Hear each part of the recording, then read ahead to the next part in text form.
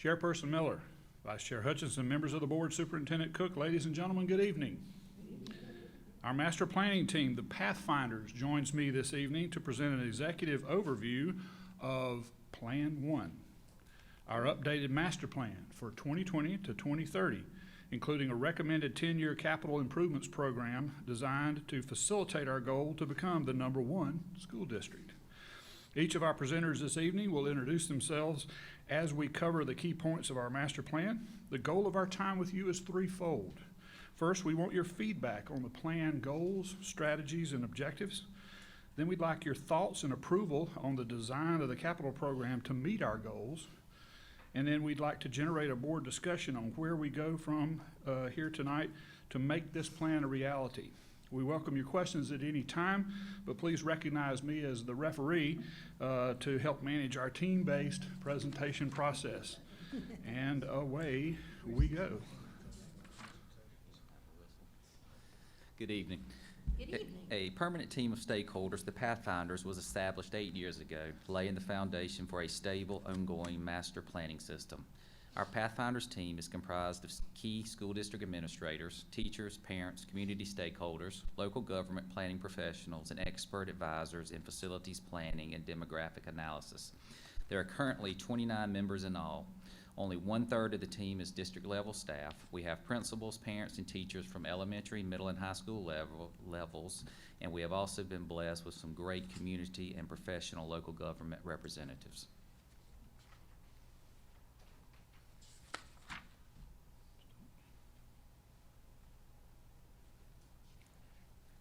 All right, good evening. Good evening. My name is Paul Holmes. I'm a parent. I have a rising first grader in Montessori and a rising fifth grader in inquiry program at Ebenezer Avenue Elementary School. So our Pathfinders started looking back in order to look forward. So we found a slide from our first year that we were formed in 2010. We envisioned Rock Hill Schools which envisioned Rock Hill Schools in 2020, which is now next year. Take a look at the items on the slide. Flexible teaching spaces, movable furnishings, controlled access, and multi-mode technology. And the question is, are we there yet? We're getting there, we believe. New schools like Cherry Park Elementary School for language immersion, and additions like our new Montessori school at Ebenezer Avenue tell me as a parent that we're moving in the right direction in seeing that vision. So we took a charter as a group in 2019 to continue moving that vision forward and shaping it for a bold and bright new future for 2030, which is the year our second graders will graduate. So we got to work.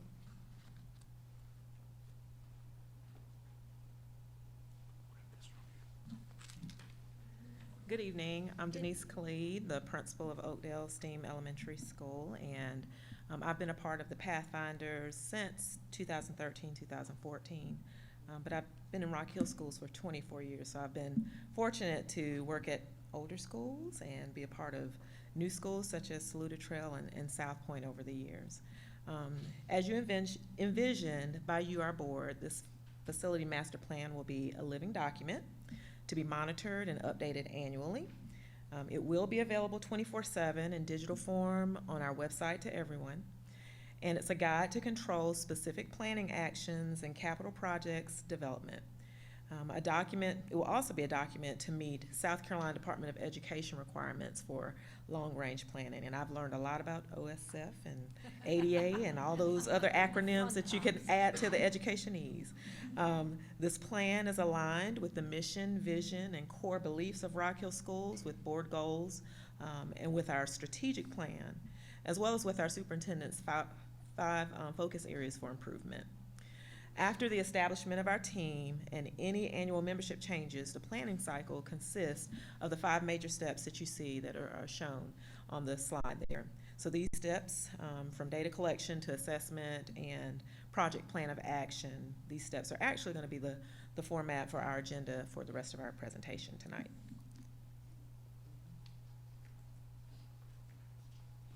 It's me.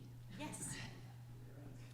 I'm Colin Cousins, and I'm president of the Piedmont Regional Association of Realtors, and I've been part of this project from the very beginning. And it's been an interesting path for me, as in Pathfinders. And part of it is because I'm in the real estate business, and part of it being that I'm a parent of grown children, and to see how all this works has been very interesting.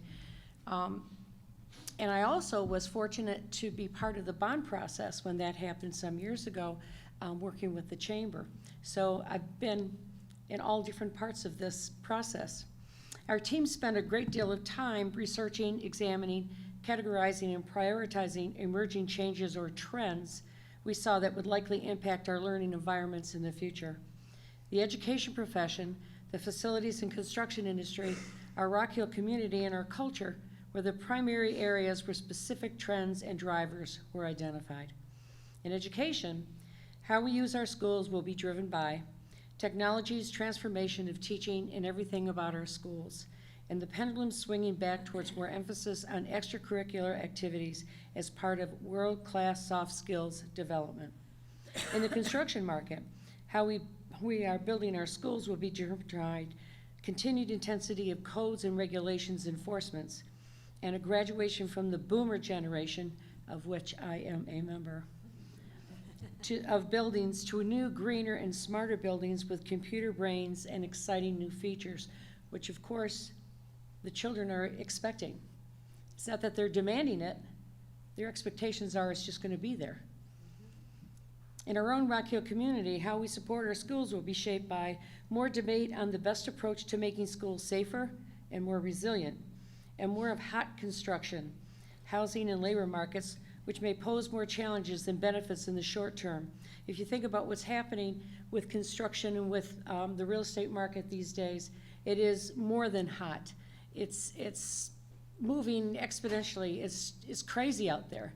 It's just absolutely nuts. And if you look what's happening in the Fort Mill market and how they're building so quickly, they've built beyond their infrastructure. And we are fortunate in that our city has built within their infrastructure, and they've built very methodically, and that is a very good thing for us. And what's going to happen, though, is that more of those individuals in that market in Fort Mill are going to move this way because there's going to be affordable housing. And that's one of the things that our city is working on, which is affordable housing.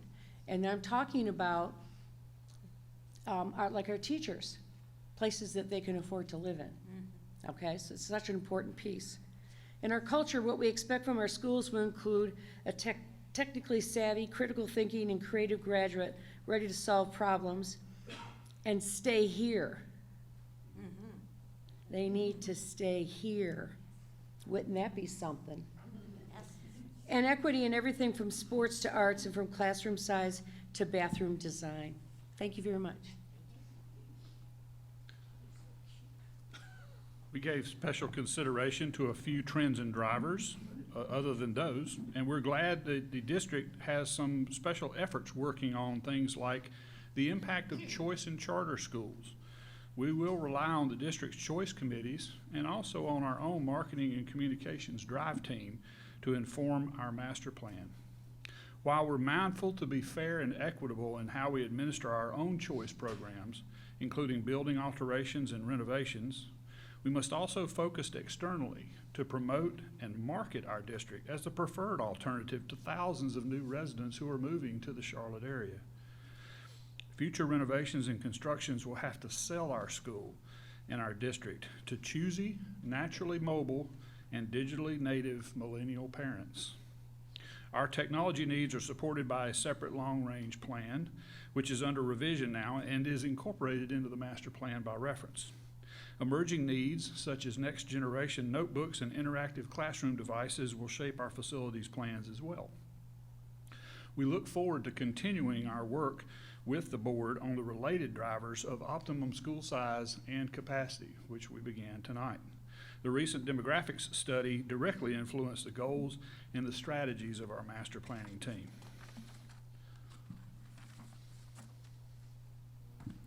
With trends and drivers identified, We then look to assess where we are with our real property assets in the district. That begins with our facility inventory. In all, we have 28 campuses housing 32 schools. Together, with our support facilities, we own 41 sites totaling over 90 billion buildings and 3.5 million square feet. Including furnishings, equipment, and technology, this inventory is now worth close to $600 million.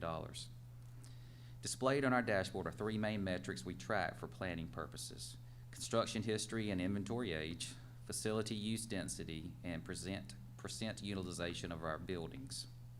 Construction history is color-coded to reflect typical design life expectancy of 25 to 30 years.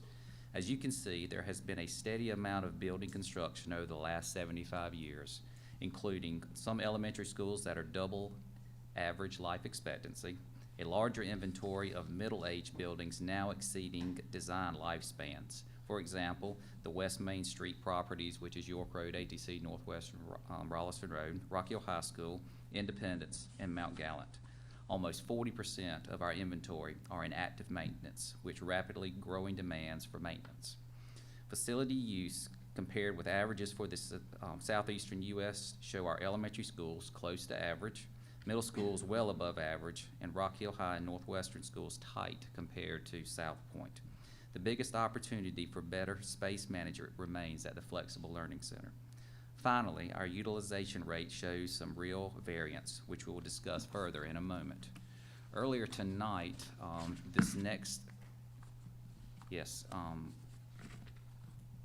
screen was talking about the HERE condition assessment, and that is part of our master plan. This is not a things are broken chart. This is rather a perspective chart showing the preventative care that needs to take place of the current condition of our major building systems by school. And as you can see, there are some reds like fire sprinkler systems. In a few minutes when we have another presentation where we will actually discuss a fire sprinkler system renovation that will be taking place in one of our elementary schools this summer.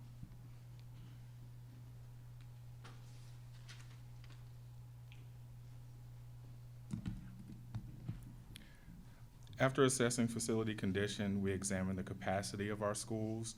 We were glad to see the board exploring this area more in depth earlier this evening. So we'll just recap now for our audience. As Dr. McGibbon shared with you earlier this spring, the school enrollment and growth forecast was based on known demographic and population trends. The forecast calls for our median population age to be significantly higher in 2030 compared in 2010. Natural population growth to be below the replacement level. Some increases in the near term due mostly to young families moving to the area. Elementary enrollment to stabilize after 2022 and 2023 school year. And total district enrollment forecast to grow only 1.6% or about 300 students over our 10-year study period. We incorporated Dr. McGibbon's growth forecast and his utilization analysis into our own growth and capacity table. Our Pathfinders analysis shows that 9 elementary schools will be persistently lower than 75% full. Ebenezer Avenue Elementary School is over capacity based on its media center and cafeteria, but not for their classrooms. And moderately increased enrollment will occur at India Hook, Leslie, and Mount Gallant within current zones and planning segments. Our secondary schools are forecasted to be better utilized, but 2 of our middle schools will also remain under 75% enrolled and over the 10-year period, and all K through 8 grade schools as a group are below 75% full. We also mentioned that these charts have been updated with the completed and ongoing construction activity in our Build on the Rock program, including the new Northside Related Arts Building. Sullivan IB Middle School's capacity has been reduced to reflect assignment of F Hall to Cherry Park Elementary School and language immersion for the 4th and 5th grades. While the data derived from the demographics study and forecast has been questioned in the past, it's pretty much the best that we have at this time. and it has shown to be accurate within 2% over the past 3 years. Even so, the Pathfinders continue to be cautious about the accuracy of the forecast and expect some wild cards could develop as well, such as the draw families to Knowledge Park, Riverwalk, the Panthers' new practice facility and headquarters, and the marketing success of a deliberate Rock Hill Schools initiative to attract families new to the Charlotte region into our system.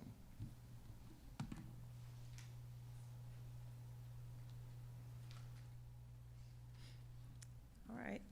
So our assessment calls for a continued emphasis on renovation of existing inventory rather than simply new construction. Even when we return to a period of high growth, the revolutionary trends in technology, school choice, and pedagogy now occurring will likely overshadow the need to simply build more classrooms. Therefore, in the next 10 years, our school district should continue the previous master plan's focus on transformation of our existing facilities inventory to ensure our children's success. The Pathfinders see a natural progression and expansion from the previous master plan's key goal of transforming our existing classrooms into an optimum learning environments for tomorrow. So, to a key new goal that's shown there, to transform our school campuses into one Rock Hill Modern Learning Network for every graduate's success. Our new goal expands beyond the classrooms and individual campuses to our entire district and seeks to unify our network of Rock Hill schools together toward our most critical desired outcome, each and every student attaining the world-class knowledge, skills, and life and career characteristics of a true South Carolina graduate, and we're familiar with that profile, so that they can all become successful citizens, and as Colleen mentioned, ideally to pour back into our community. And we'll accomplish this through this goal through three key strategies, and that will be on our next slide. So the first strategy is a continuation of our previous planned strategy of cultivating collaboration through transition to flexible learning spaces. And we envision, for example, equipping our core classes with the makerspace technology and fabrication equipment and furnishings that we've heard a lot about.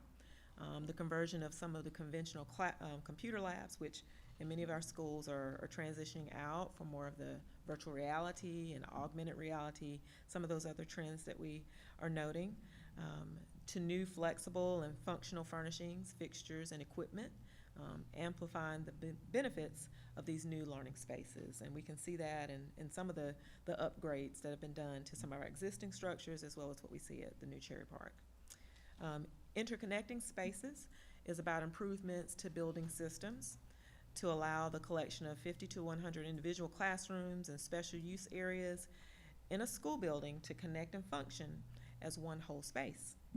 So we can co-locate and upgrade common areas for flexibility to enable related and performing arts, athletics, and other extracurricular programs, for example, to seamlessly support the academic mission.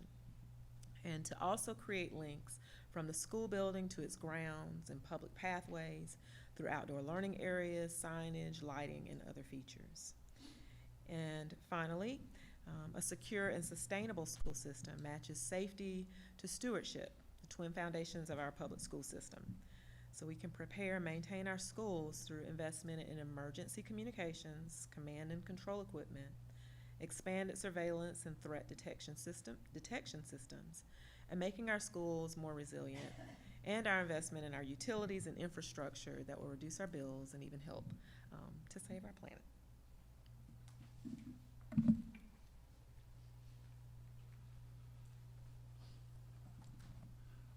I love this team. One of the things, and it's a very diverse group of individuals, they have worked very hard. But one of the things I like best about it is when we do a lot of the grinding and proposals and come out with this or that, sometimes they just call you on it. This figure right here is a result of someone named Mr. All, who called me on it one time. He basically said, right in the middle of all this talk about the strategies that you just heard, and it sounds good, but he said, it sounds good. But how does it relate to our 5 focus areas? Tying it back. When we said it's aligned to the master plan, your goals as a board, and the 5 focus areas, somebody wasn't kidding. So here's what it is. Basically, those are the 3 strategies right there. To continue the transition to flexible spaces, to interconnect those spaces through innovative infrastructure, and to prepare and preserve a secure and sustainable school system. And this is our estimate of how we connect. Obviously, that secure and sustainable school system, focus area 1, safe and secure learning environments. And you can see how we represent the linkages, but we also know that we've got a couple of things like communication, Mr. Frost's area, that just is a foundation for everything. And any one strategy, like strategy A, the continued transition, linking to student achievement, well, it links to student achievement, but it's all part of a holistic universe, or a whole, if you will. So we've drawn that orange box there to represent the support of all the other focus areas. So when we're trying to generate this, we really have focused on some coherency. And we're going to talk now about how all that produces what you really want to see out of us, and that's a set of projects.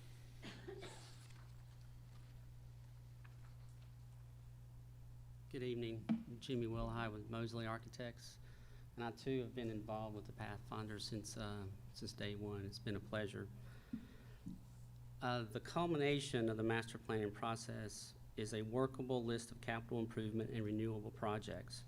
While the exact list of projects and their individual scopes will continuously evolve due to the needs of Rock Hill schools, a 10-year listing has been developed using 3 key objectives that are derived from our key strategies. Safety, security, and savings investments, which is listed at the top. Those projects primarily support our strategy for preparing and preserving a safe, sustainable school system. 11 projects currently are identified in these areas.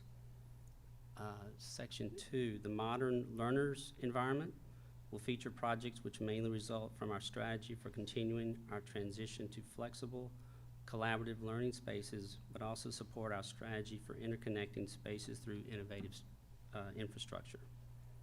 Projects will include 5 starter project areas. We will develop these into specific projects as we move through our process. Building life-ready students will require projects which directly result from our strategy for interconnecting spaces through innovative infrastructure, promoting the whole child. These 7 projects are also derived from continuing our transition to flexible, collaborative learning spaces. The project areas, as of 2019, there are 23 projects in the list that are prioritized and phased by year.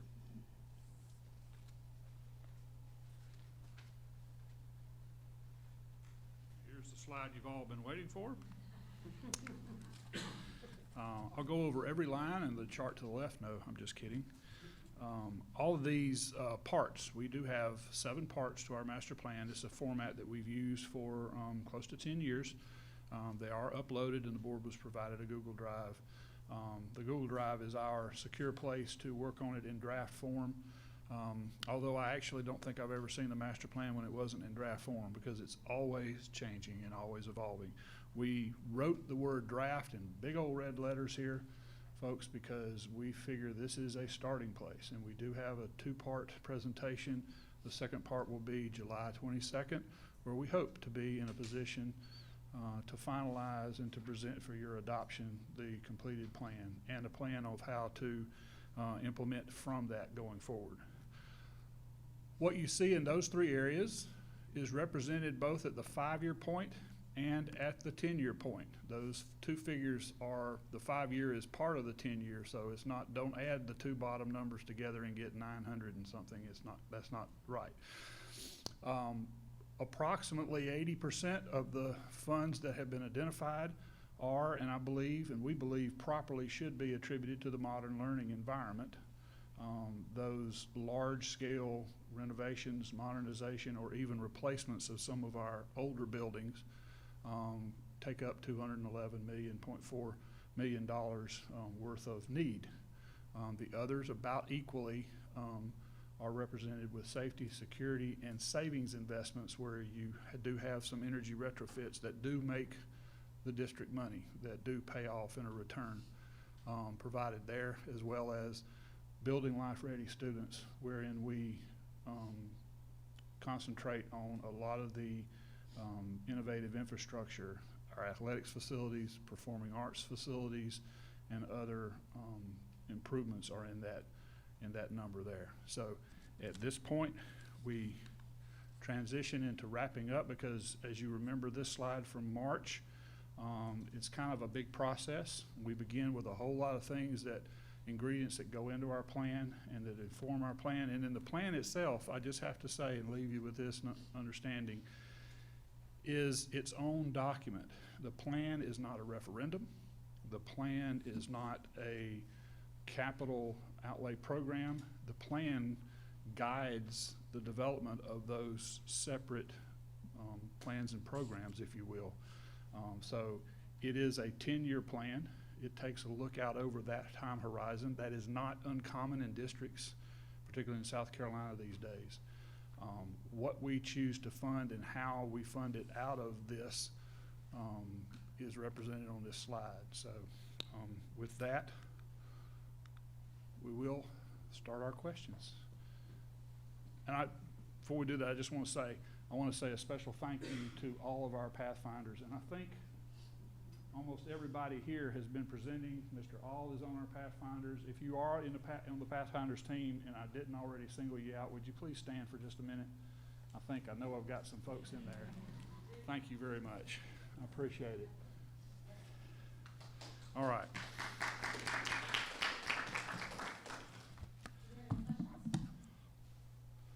If not, I would just like, on behalf of the board, to say thank you to this committee for your past, present, and continued work on this. I know that it is a large undertaking, and we truly do value the time commitment that you have to Rock Hill Schools and the success of our students. So, thank you. Thank you. Oh, absolutely.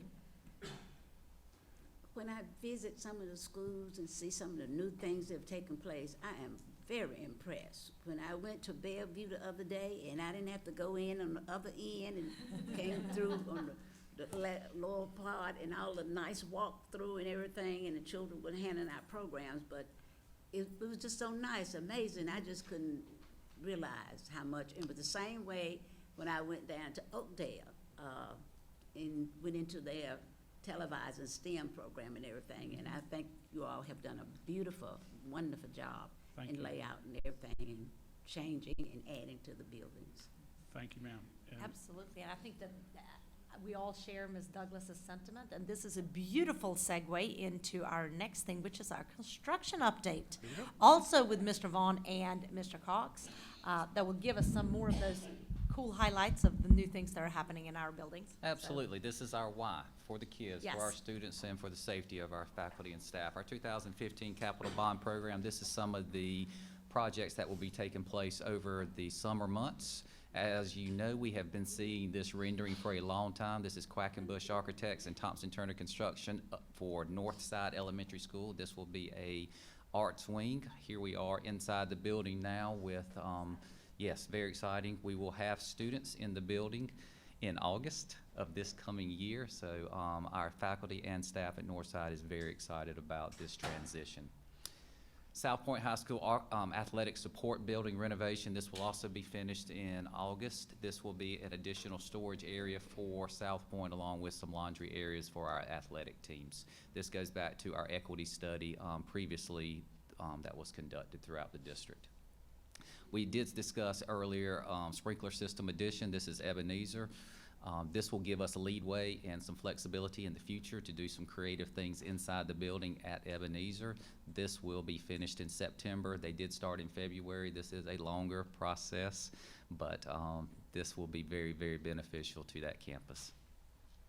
Sullivan Middle School track bleacher pad, I think we've talked about this one a couple times. The pad is in, the railing is in for safety and security. The bleachers have been ordered and they will be delivered and installed in August. Our next step will be looking at some type of concession building at Sullivan. We have asked Mr. Wilhide with Mosley to help us with some type of rendering of what that building could possibly look like. ATC Welding Lab, this project is complete. I will say that one more time. This project is complete. To the point where OSF actually did a final on it today. So we are very excited about what our students will be able to utilize next year at our ATC classes. I think I see a director of ATC sitting back there with a big smile on his face too, Yes, actually. we're all very excited about that one. Would be very happy too. Absolutely. Yes, so that was approved today. Here are just some locations of work that will be taking place this summer. So if we go into it, we talked about North Side, we talked about some of the top ones. We are doing some stairwell work at Rocky Hill High Northwestern. We're also doing auditorium lighting at Rocky Hill High Northwestern. Some indoor work at Bellevue, Leslie, Independence, York Road, and Finley Road. And ATC fire alarm system is being replaced this summer. It will be completed by September is our hopes. We are now under contract with a company to do that work, and the majority of the work will take place over the summer. As always, it is wonderful to be able to say that our community supported our bond. It is also awesome to be able to have Michael and Aaron, as always, do such a wonderful job keeping our Build on the Rock website up to date. So we're very appreciative of that. And again, we're very appreciative of the commitment and support that we have from our community.